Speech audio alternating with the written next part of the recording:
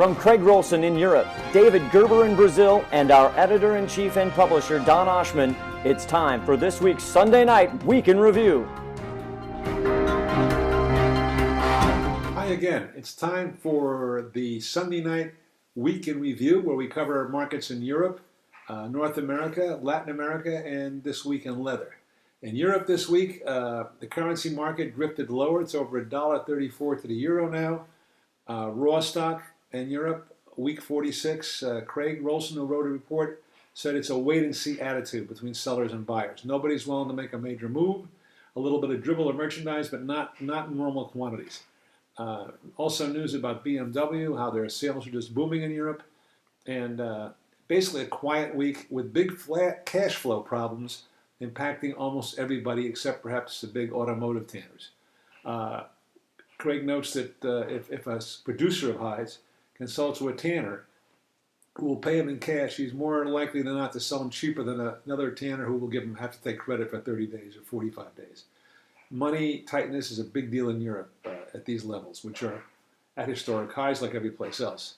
In North America this week, the market was higher, but volume was limited like it was in Europe. Market prices in Europe were steady, but in America, they were higher. There's an article in this week, U.S. Week in Review, on the Chinese leather exports, on Vietnamese footwear exports. We cover JBS's quarterly financials, which were down a little bit because of their poultry acquisition. Also, NBP, National Beef Processors, their quarterly results improved. An update on the JBS Greeley, Colorado strike that's pending. The combined outstanding, in other words, the wet blue and raw hides outstanding but not yet shipped, were down 4% from last week, and the combined shipments of raw and wet blue were off 18% from last week. And slaughter, which was low, below 600,000, well, not in that week covered. This week it was below 600,000. Below that it was about 625. I forget offhand. But regardless, slaughter was below sales. Slaughter was above sales. Even reduced slaughter was above the amount of hides sold of raw and wet blue. And shipments, however, were still going good and were above both. You can tune in and get a free trial or see the subscription what we think the market's going to do. Are we at the top? Are we very close to the top? Get a trial, look at our report, and find out for yourself.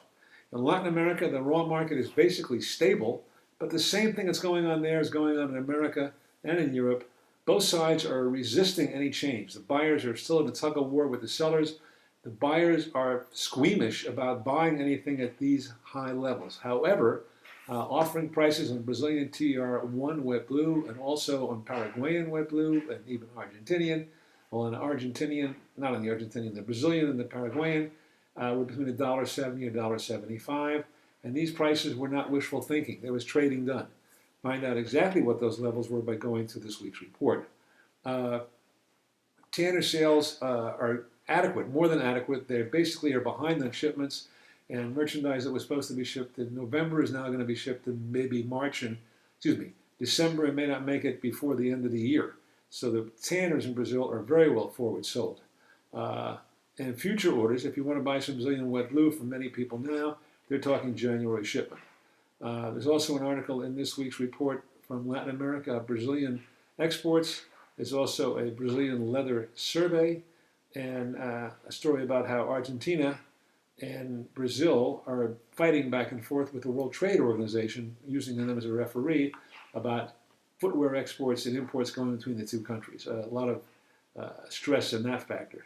This week in leather, we cover about the monthly Chinese leather exports.